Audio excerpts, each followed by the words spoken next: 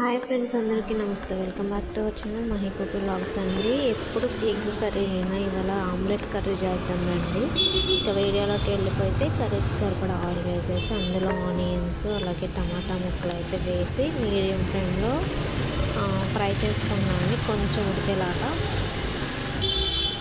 ఇంకొక పక్క మనమైతే ఆమ్లెట్ వేసుకోవాలి కదండి. ఇంకా నేనైతే మా ఇంట్లో సరిపడా ఆమ్లెట్స్ అయితే వేసుకుంటున్నాను వేరే బాండీలో. ఒకేసారి అందులో ఆయిల్ వేసేసుకుని ఆమ్లెట్ సరిపడా కొంచెం ఆయిల్ ఎక్కువగానే పట్టిద్ది అనమాట ఆమ్లెట్ కంటే. ఆమ్లెట్ వేసేసుకొని అందులో ఉప్పు కారం, చిన్నులపాయ కారం ఉప్పు కలుపుకున్న కారం వరకు వేసేసుకుంటున్నాను. ఇంకా అది కాలిన తర్వాత అవి తీసి ప్లేట్లో అయితే పెట్టేసుకుంటున్నాను అనమాట.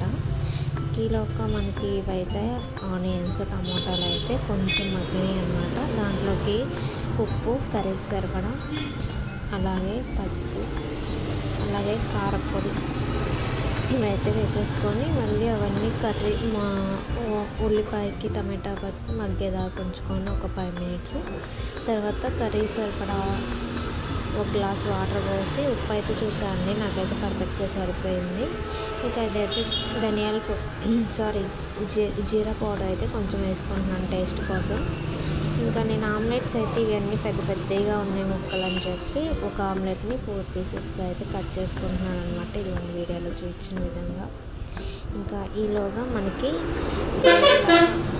వాటర్ అనేది ఇంకిపోతే ఇందులోకి అయితే ఈ ముక్కలు అనేది వేసేసుకుంటున్నాను అనమాట. ముక్కలు వేసిన ఒక 5 మినిట్స్ మీడియం ఫ్లేమ్లో ఉడకబెడితే కర్రీ అనేది మనకి చక్కగా రెడీ అయిపోయింది.